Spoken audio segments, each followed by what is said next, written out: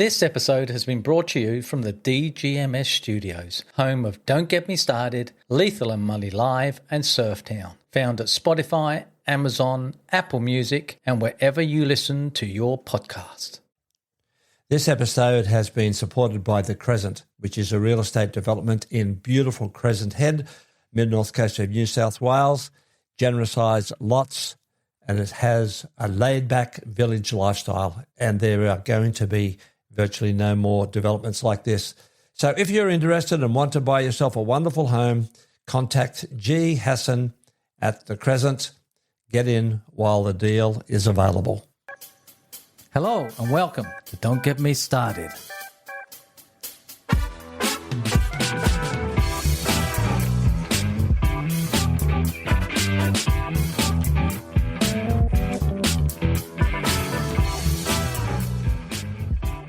It's the mother of all podcasts with Keith and Lee. Hi, I'm Lee. And I'm Keith.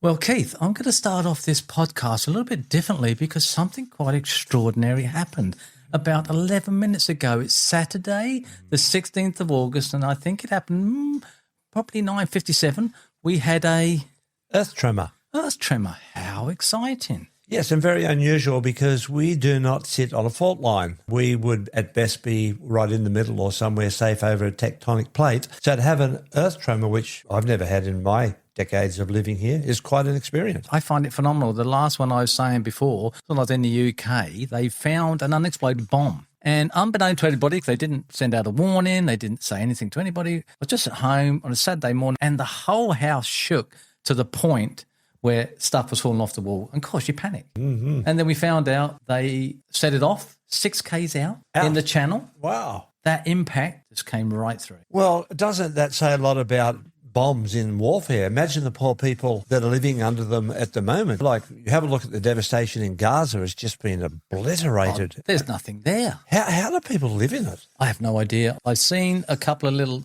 articles there, and they're just going through the rubble trying to find clothes because there's nothing. It's unimaginable. And you're talking about the feeling of the shockwaves and the impact of that shaking everything. Imagine when you're actually living underneath it and it drops near your neighbourhood. You know, your whole house collapses, or if it doesn't, you know, you feel the reverberation. Scary. You did remind me some time ago when you bought your A-frame. They said, the bonus of this house, said it's great if there's an earthquake. Well, of course, being here in Noosa, some yuppie has come along and has bought it and has dropped it and built this massive big McMansion thing that looks like every other monstrosity around town. It's all dollars these days. Dollars indeed, mate. Yeah. This is changing. It's changed 30 plus years ago, mate. It's not the same anymore. It is yuppie central, but at an older demographic. Yes, all the cashed-up baby boomers. Well, it's not just Noosa, it's all the lovely coastal towns that we have on the east coast of Australia and the west coast of Australia. All the nice little spots that are desirable, they're just boomed and it's just become an asset. Houses aren't homes anymore. They're assets to speculate on and to invest in and to make dollars. Yeah, and that's why we have a social problem with homelessness. And it's not just in Australia, it's in most of our Western countries. Now, my other gripe I was going to start off with this morning. Well, we really are getting started, aren't we? Until that happened, which was amazing, I might say. Not for everybody, but Facebook lit up. Noosa Community Board lit up. But what I was going to say is that in Noosa at the moment are terrible. Yep. Their driving is out of control. The aggression that I see, it's a beautiful sunny day. It's Noosa. We can do better. The aggressive nature of driving, the not indicating anywhere, the braking, you can feel the angst, and it's not good. We were on the wake-up list this morning, thank God. They carry on. They're going to have a heart attack, mate. They won't be on the wake-up list the following day. Come on, Noosa, we can do better. It's incredible that they just can't drive. Maybe they're saying it's Victorians because they don't know about roundabouts, because Noosa is full of roundabouts. But come on. No, look, it's where we're at as a society. Our society is a consumer society where you are supposed to go out and have things to make your life better. And so people have cars that can take them from A to B, and we have in our mind that we can just hop in our car and just drive there. And we should get there the way that we want to. That's our base thinking. So when we're driving along and we have somebody who's driving slow or somebody who's driving bad, we get annoyed, and that's why we have road rage, because it's not going the way that we want to. Well, they want to get there quicker than they should. Take it easy. Look, look at this big, beautiful blue sky. But we all buy into the consumer society to some point, and because of that, it makes us inherently selfish or self-centered. And, this is going to be something that I want to talk about when we get into our topic, if we ever do, later on in this podcast. No, we will. I'll monitor it. It's going to happen. This is a base problem that we've got. So people aren't considerate because it's all about me, me, me. I want to be on the road on my term, doing what I want to do to get where I want to as quick as I can. Well, I think one of the problems is you just haven't got one car or two cars per household. You've got four. I'm looking at, not looking at next door, but next door, there's 4 cars. So they've got a car each. And they're out there. They're doing it. And they've just passed their driving tests, so they've got their Ps on. They're not really aware of what's happening, what's going on. And then you get into the traffic in Noosa, and if you're not familiar with it, it just gets to you. And you can be, erratic, and, oh, my God, why are they beeping? Oh, why are they sticking up their fingers? Why are they calling me an effing effer? It's terrible. Are they calling you that, Lee? No, I can see when I get up to certain areas of Noosa, because I'm always travelling around Noosa, as you know. I see it. You see it in the faces of people. They're scrunch up. They're going, they're pointing the finger. Look, yes, I understand exactly what you're saying. Look, I'm just going to bring the tone down a little bit here. I've got something positive to throw in. You have? Do you mind? Yes. Okay. Today is World Honeybee Day. Is it? Yes. Doesn't that delight you? It makes me feel I need some honey now. Honey on toast. That'd be great. Lee Winnie the Pooh Denton. Who comes up with all of these things? Not every single day. There's a day of something. Well, a day of stones, a day of honeybees. Who comes up with this? I am very honoured and very fortunate to be a grandfather, and especially so with my beautiful grandson, Vander. He's a lefty. Oh, is he? And when I found out about it, I was so excited because there's only 10% in the whole population are left-handed. Really? Is that right? Only 10%. I didn't know about it until I looked into it, because last Thursday was Lefty Day, and it's worldwide. And, of course, my wife got some correspondence to it saying, oh, did you know that Angela's left-handed? No. Oh, did you know that so-and-so's left-handed? No. So I know quite a lot of 10% at the moment. and are they some of them red-headed? No. Imagine being red-headed with freckles and left-handed. Oh, God. But you know what? Those people are probably brilliant. Well, they are. And also they have a little bit of advantage in sport. Yeah, and they're distinct, makes them, a little bit different. Actually, I was watching a documentary the other day about Queen Mary, in English history. Mm-hmm. And the 2 historians that were talking were 2 girls, 2 ladies, and they're both redheaded. And they look great. They both dressed really stylishly and presented very, very well. And, of course, what they were saying was brilliant. But how unusual to have 2 historians, middle-aged females, very stylish and both red-headed. Well, you go to Scotland, that's where they are, mate. Beautiful, beautiful red hair. Well, I was wondering how you would have red-headed people in England or Britain, which is, supposedly full of white Caucasian people. It must be from the Vikings that came down. That's probably the case. I think the Vikings did do a lot of damage. Wasn't one of them called Eric the Red? Yeah, that's right. And the pirate Redbeard. So it's World Honeybee Day. Now, let's just use our mind a little bit. So say you're living in the north of Sweden and you are well inside the Arctic Circle. What does World Honeybee Day mean to you up there? Nothing. They probably don't even have bees up there. Nothing at all. But at least they know about it. Yeah, well, say you live in a city. Like there's some mega cities in China that have 20 million, 25 million people plus in them. So say you're in one of the mega cities around the world where you hardly even see a tree. Mega cities. God. Excuse me, just stop your rat race for the moment. Do you guys know it's World Honeybee Day? Yeah. Now just take a little bit of a breath. Have a look. Think about that. Check it out. So, not only am I Where did you find out it's Honeybee Day? Well, I heard it on the radio when I was driving here. I'm thinking not only who thinks of this, what is the significance of it? Why do we do this? Why do we put every day is a day for something? It might be a day, as you said, for left-handed people.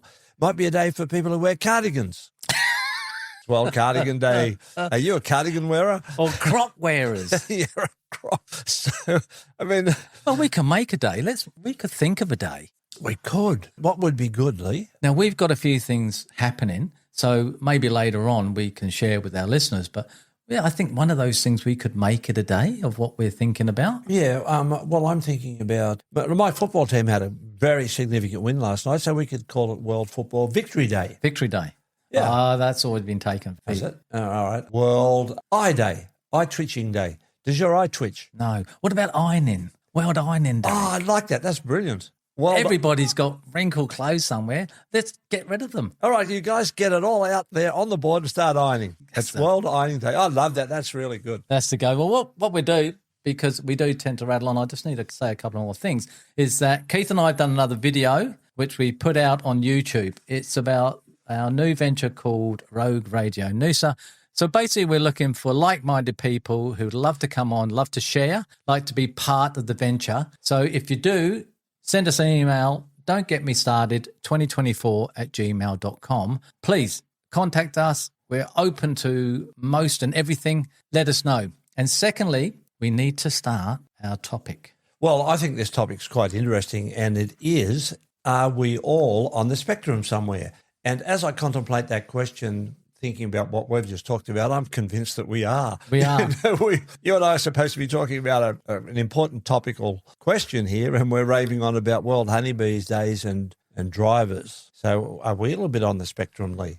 Define spectrum, because there is an autism spectrum disorder. And it's some sort of disability, isn't it, as I understand it? All the classics, ADHD, DDD, or whatever all those letters are that are all put together. And, you've got autism, you've got dyspraxia, you've got dyslexia, you've got Tourette's, or you're just a little bit loose upstairs, I suppose. Yeah, sign me up on there. So that's what aren't we all? When you said about it, I thought, okay, yeah. I'd love to look into that, as I do. And of course, the spectrum, everybody thinks it's autism. Now, autism it's the problems with social communication, interaction, and restriction or repetitive behaviours or interests. ADHD isn't classed to be on the spectrum. Oh, also ADD, which ADHD has taken over for me. So ADHD is attention deficit hyperactivity disorder. If that's a spectrum, sign me up, because I'm part of that. ADD was attention deficit disorder, which again, a few of my family's got it, especially when I start calling their name, they're doing something else. Well, what is it when somebody is looking at, say, it's a framed picture on the wall and it's tilted? Drives them crazy and they have to get up and straighten it. Yeah, that can be the ADHD. I think I've got a little bit of that, because you're talking about me now. And when you come into the studio, everything is sort of in its place. I find it frustrating. Aesthetics is another thing for me. It's got to look that it's in place, that I know where it is. My wife comes in to the studio every now and again, and I'm sure she does it on purpose. She leaves the door open, or she sits in one of the chairs here and she turns it back to front. So when you come in and see that, you have to straighten up the chair so it's neat. Yes. And everything's aligned. Because if that's on the spectrum, that's me. But the other interesting thing about autism is that 27% that has autism also have bipolar disorder. So that was an interesting thing as well. Now, you've watched, you probably have, it's called Love on the Spectrum. I saw a little bit of it. I find it beautiful. They are incredible. I just love each and every one of them, because they are so innocent. They are so real. They are beautiful people, but they have to be protected. They have to be looked after. Yeah. Because you're going to have people that's going to take advantage of it. But if everybody had autism, I think the world would be a beautiful place. Oh, yeah. Look, I can only concur with that. When I was teaching in Hong Kong, I had very small classes. I was working in a very special school, and students I'd never have any more than 10 or 12. And so the kids really blended and got on well. And I had one guy there, a young guy, and he was classic autism. And he just... See, we laugh because I think how beautiful it is. Well, he was absolutely fantastic. When he first came in, the kids didn't quite know how to relate to him, because what my observation was, and I don't have experience with these people, I'm not an expert, but my observation was that he didn't understand the little nuances of life. Yeah. It was almost like he was devoid of emotions. Mm-hmm. You wouldn't see him break out in spontaneous laughter or even spontaneous anger. And when certain little nuances happened, he wouldn't be able to understand it. He would say things that could to a lot of people would be offensive or insensitive because, again, he didn't have that capacity to know how to be sensitive or empathetic or whatever. But he was the most beautiful little kid and everybody loved him. And he had his observations were so unique because he was that little bit different. And that's what I've noticed about people who we could say are on the spectrum, dyslexic people, ADHD, DD, whatever it is, people. ADHD? Maybe not them so much, but because they're wild and a little bit uncontrollable, some of them. Well, the thing is, when you're saying that, on the show, they have a coach, and the coach comes in, and she's a beautiful person as well, and teaching them, so how would you do this? You would want to do this. And they go, oh, yeah, that's correct. That's fine. And it works for them, but in a way that is just beautifully done.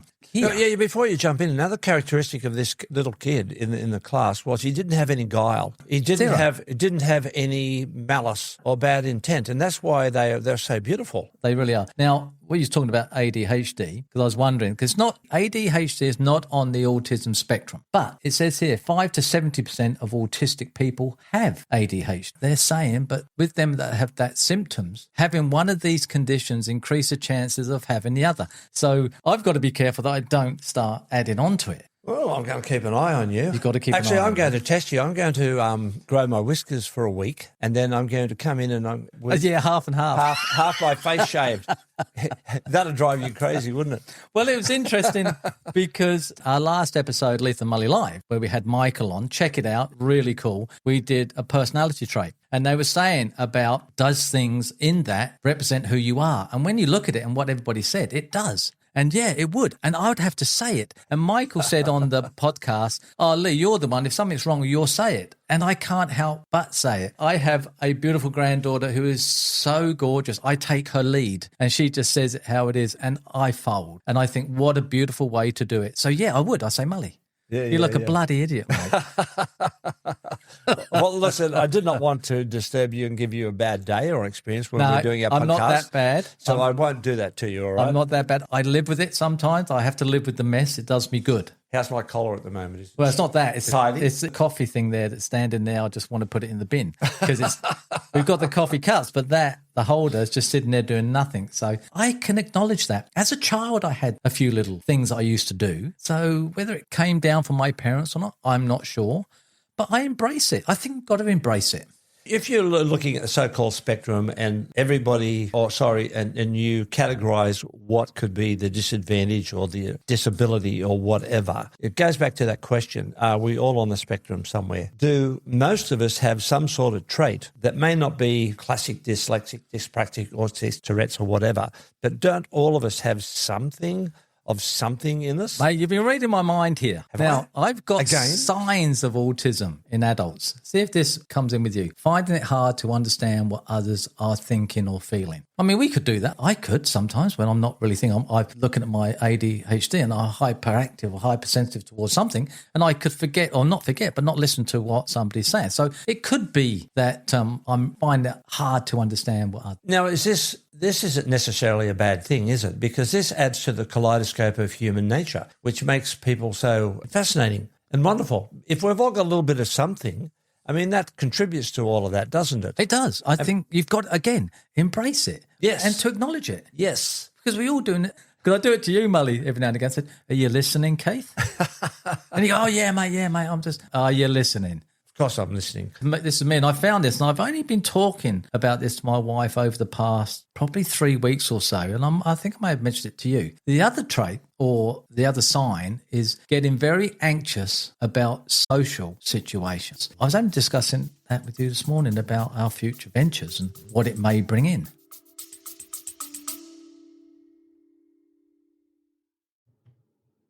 I hope that you're enjoying the podcasts and the content that we're bringing to you each week. I want to take a moment to invite you to support the show.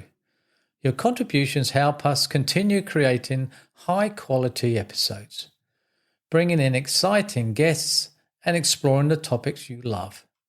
Every bit helps, whether it's a small donation or signing up for our Patreon account. By supporting us, you're not just helping keeping the lights on, you're becoming part of our community and helping us grow. To show our appreciation, we offer exclusive perks, behind-the-scenes content, and so much more for our supporters. So if you love what we do and you want to see us thrive, please consider signing up at buzzsprout.com/don't get me started. Support the show. Thank you for being part of our journey, and let's keep the conversation going.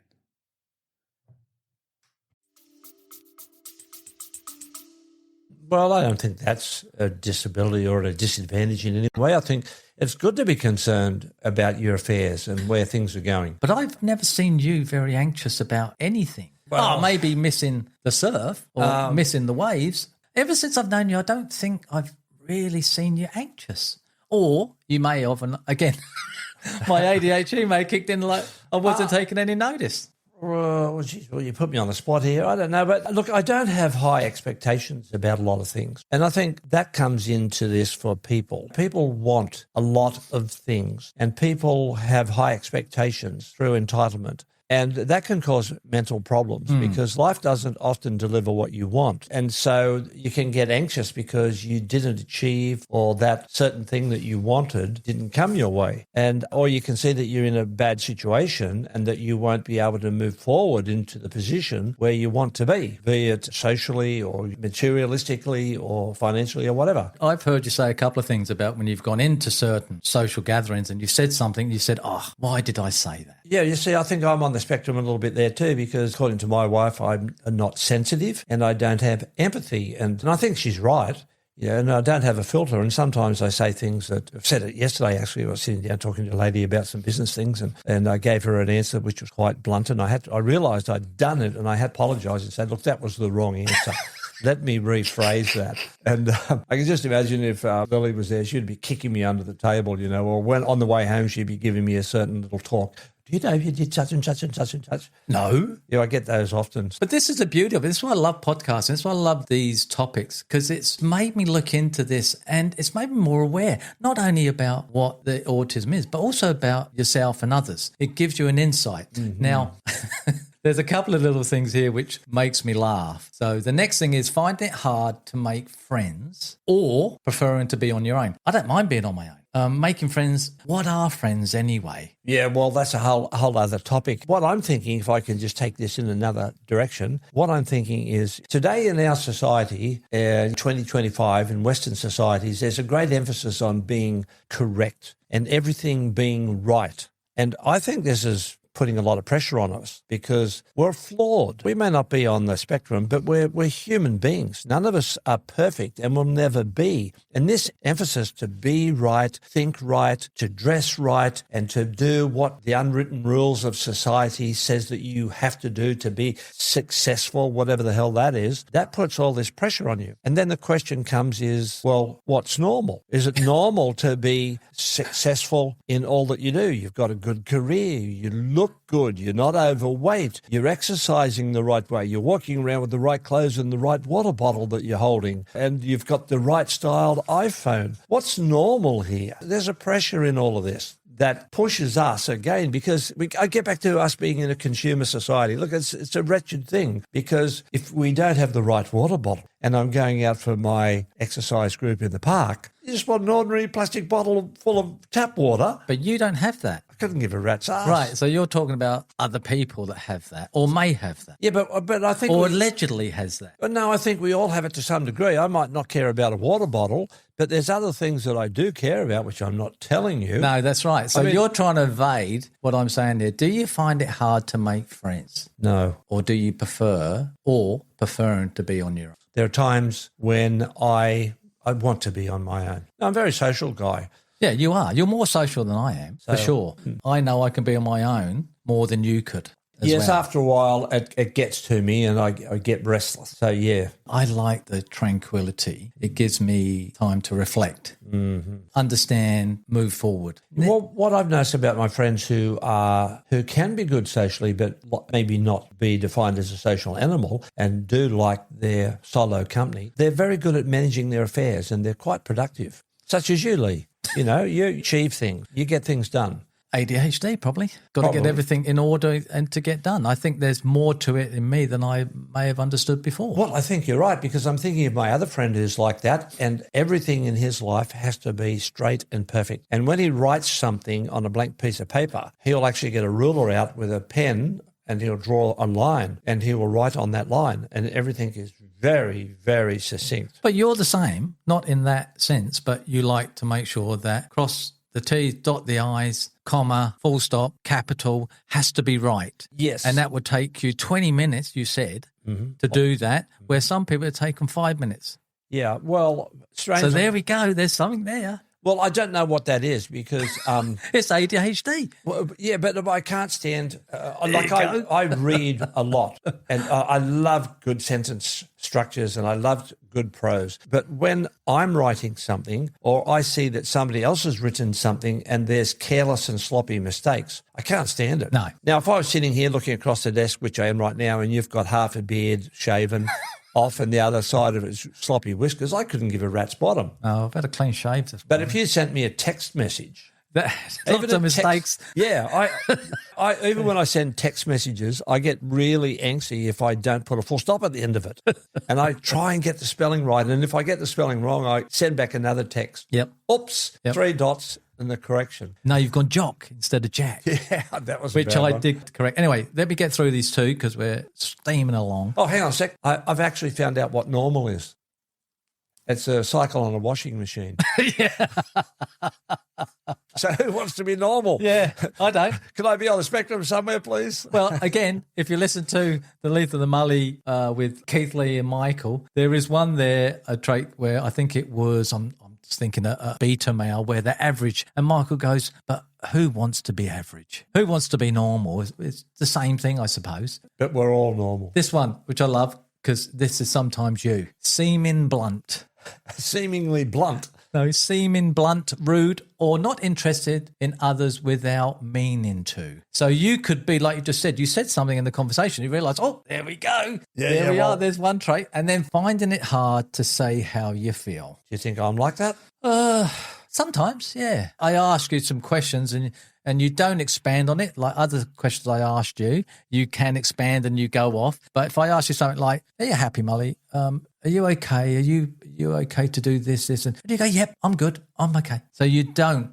I think you do find it hard to say how you feel. You open up to somebody else and then you hear what you have to say, but you don't want to hear it. You feel it's better to not say it or to tear it down rather than make it apparent to other people. That it's like a day. Are you okay? Ask a mate. Are you okay day? There's the other thing. Yeah, but most of the time I am happy and I am okay, and because I might not be satisfied with certain things or where I'm at or how the day's going, but life's been, I don't have major problems. Yeah, I'm not saying everything. I'm just saying over our 30-odd year friendship, I've just noticed that. I've got another thing here which is interesting. It says a 2020 study estimates that 1 in 8 people with a ADHD diagnosis also have autistic spectrum disorders. Oh. So that's interesting. So all these studies and papers, who knows? So we're all got a little bit of something. It says 1 in 8 people. I mean, that's pretty low. That's a 2020 survey. So there's a bit of a lap over. It may be. Now, my next question to you, Keith, is do you know anybody that is on the spectrum? Yeah, I do. You do? Yeah, I know quite a lot of people. My grandson, A beautiful person. he's autistic. My father was a lefty, surprisingly. Good on him. He was classic dyslexic. My sister is classic dyslexic. Yeah, but is that on the autism spectrum? Well, I don't know, but just a little story about my sister. She likes to tackle big words and she mispronounces. She gets them wrong. I don't know if she's in the same social circle now because I haven't spoken to her for a while. She used to go out with this social group and they'd go to places for lunch and for coffee, and they went to a new place one particular time on a Sunday morning down by the sea, and beautiful cafe, great company, the sun's out, everything's lined up, and she just leaned back and she first time in this beautiful groovy little bistro, and she goes, oh, look at this. She says, how's the ambulance of this place? And then one of the guys, and of course everybody cracked up, and one of the guys said, oh, you've just topped yourself there. And he actually had a little book and he used to write down all their mispronunciations. Oh, it's good. It's a beautiful thing. How's the ambulance in this How's place? the ambulance? Well, I can't hear any sirens, but it's pretty good. Oh, it's a classic. My son, one of my daughters are dyslexic. No, actually, my son, I think, has got bipolar. Right. He's up and down like you wouldn't believe. One of my daughters is dyslexic, and I am too. I looked into my dyslexia, and I'm dyspraxic. I have problems. This might be why I'm so blunt. I have problems with perception. Read in the room. Yes.